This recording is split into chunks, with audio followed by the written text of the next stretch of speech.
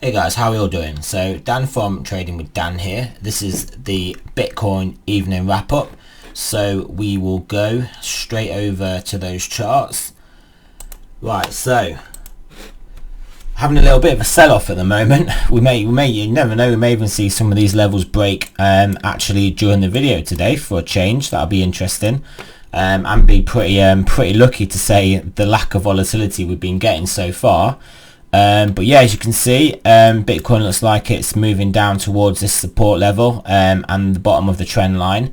So that's obviously a pretty important level. I mean, if we're about to lose that now, then I think we'll see a pretty swift move down to around 9,000, potentially some wicks under there, and then maybe find a bit of short-term support around 9,000.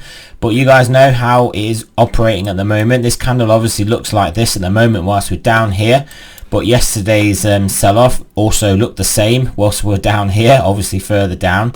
And then as you can see, we subsequently retraced all the way back up. So not that that is going to happen this time. And the more times you do test down, obviously one of those times you are likely to stay down there for the count. So obviously we've got that to contend with. Yeah, we were looking at 4-hour Stokes though this morning, and they were pointing down, and they were looking pretty bearish. So it's not being a surprise that we've had this sort of basically bearish momentum all today. With obviously 4-hour Stokes, 3-hour Stokes obviously this morning were coming down, and I'm guessing these short time frames are going to be turning down now. 1 hour's nearing the bottom though. But yeah, 12-hour there is still looking okay. You can see here it's going to take a bit more than this to turn this around at the moment. So yeah, that's curling up. So is this just going to be another one of those moves down where everyone sort of has to hold their breath and wait to see if we get supported? I mean, obviously you can see we've got a lot of confluence in this area. We've got this horizontal on the trend line. So I guess we'll see. Maybe not by the end of the video, but if we get a big 1k candle, then yeah, I mean, to be honest though, like I was saying in this morning's video, if we come all the way down to like say a 15-minute time frame, I mean, you can see the lack of volatility that we've had for a week nearly, basically nearly a week, an actual full nearly 7 days of not going anywhere. So if we're going to drop out of this now, I mean, we could expect some pretty swift price action, based on just based on the pent up energy. That's what I'm looking for. But yeah, you can see we did perfectly test this trend line last time before like an absolutely insane bounce back up. I mean, if you see the market's trading around this level, 9,400, we trade all the way down to 9,220, and then we bounced all the way back up to nearly 9,500. So I mean, the market is playing games at the moment. I mean, it fully wouldn't surprise me with what's going on if this doesn't turn out to be a really good buy level. We then wick back up, or not wick back up, we then move back up, and this becomes a wick, and then we then just have that momentum to blast 10k. I mean, that's how difficult Bitcoin is at the moment. We're in such a tight range, and we're expecting such a big move. A move down like this doesn't mean as much as it would. Well, not that it means a lot normally, but like at the moment we're looking for a big massive expansion of the range, so we can easily get a fake out one direction and the other. I mean, that is typically how Bitcoin likes to operate. So so yeah, definitely something to consider. Let's just get back onto a 4-hour time frame. I mean, you can already see now we're starting to work our way back up. Like, that was potentially a bit of a wick. In all fairness, if I wasn't doing this live stream, then I would have just bought when we were looking coming back up to 9,300. I would have just gone long then, with obviously my stop below this wick just for a scout to see what can happen. But yeah, so here are our main ranges though, our main targets, these two zones here, this one here and this one down here. These are what we're really looking to break basically to actually trigger that. Like I would have thought at least a 1k candle. That's basically what I think we're looking at. I mean, I think 1k at least. By at least 1k. I mean, it could be like 2k. It could be a 2k candle. But when is it coming? I thought it was potentially going to come today. but maybe tomorrow, maybe we're going to get some sort of fireworks in the regular markets tomorrow, and then that will result in some fireworks in Bitcoin.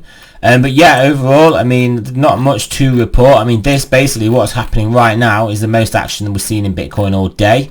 So yeah, so look at the 2-day chart.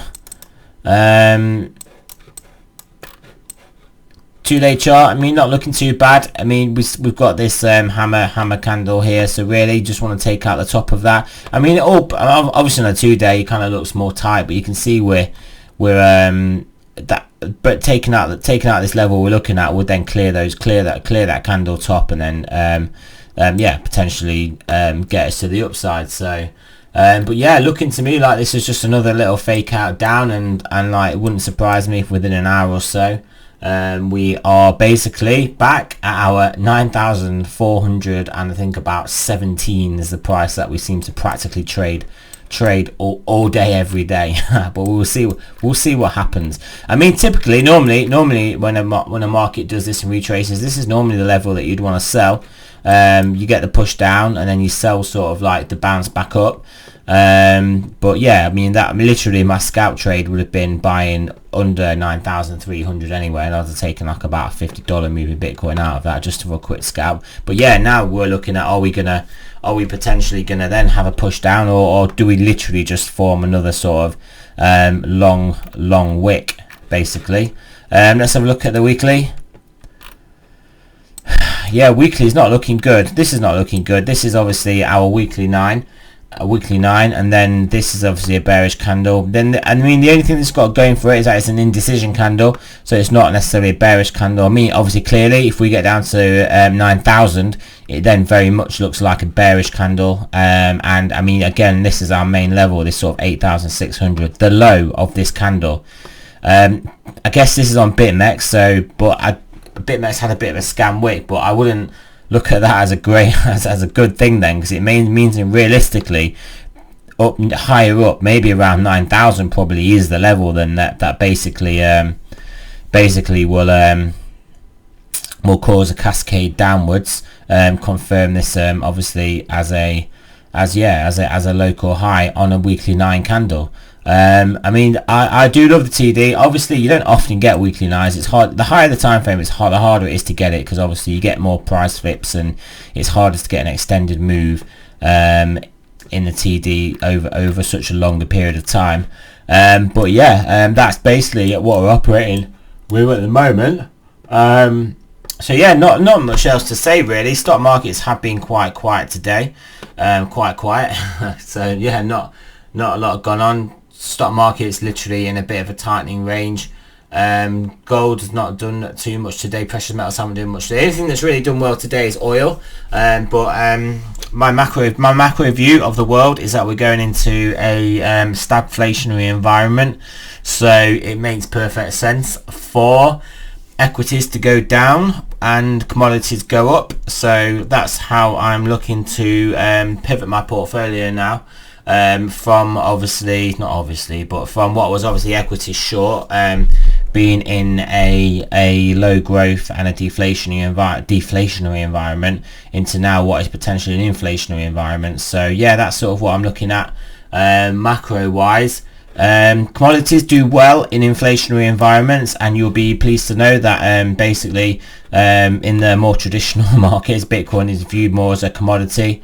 It's not viewed as a store of value or as a currency or anything like that. It is viewed as a commodity. So Bitcoin's in a buy in an inflationary environment. So excellent, we got that wind in our sails. But yeah, so not much else to really say really. Like I said, I mean, overall you can kind of look at the pattern. This is a 4-hour chart. We're clearly in what is a bit of a downwards trend here. Clearly. So yeah, so I mean, are we gonna get a push up though? Are we gonna get a push up from this lower range? And like I keep saying to you guys, I think it is a lot of it's predicated on what the stock market does. And I do have yeah, I do have views on basically a liquidity element. We've got like a big month-end rebalance coming in as well. A big month-end rebalance that did massively benefit stock markets at the end of last month, but for the same reason it benefited them, it's not gonna benefit them this month. There's actually going to have to be stock selling and bond buying, and that I mean that clearly prints a risk off sort of impression on the markets, even if it's just portfolio rebalancing, but they have to be rebalanced. So it has to happen, guys. So yeah, so expect some fireworks towards the end of the month. Potential, I mean, in theory they have to be to the downside, so it is a downside risk.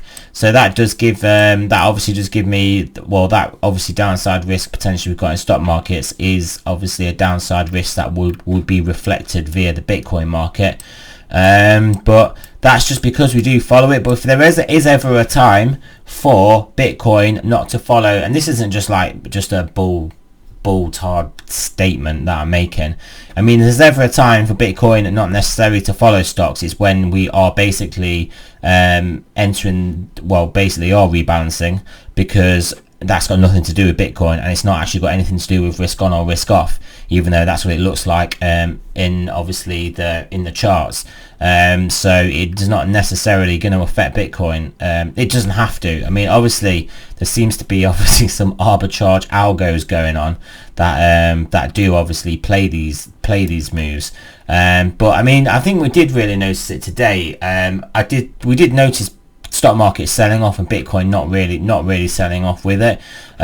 So I think maybe that may be a pattern going forwards, but again, it's just a technicality. It's just a temporary technicality that we may sort of lose a bit of that correlation going into month end, so the next 12 days.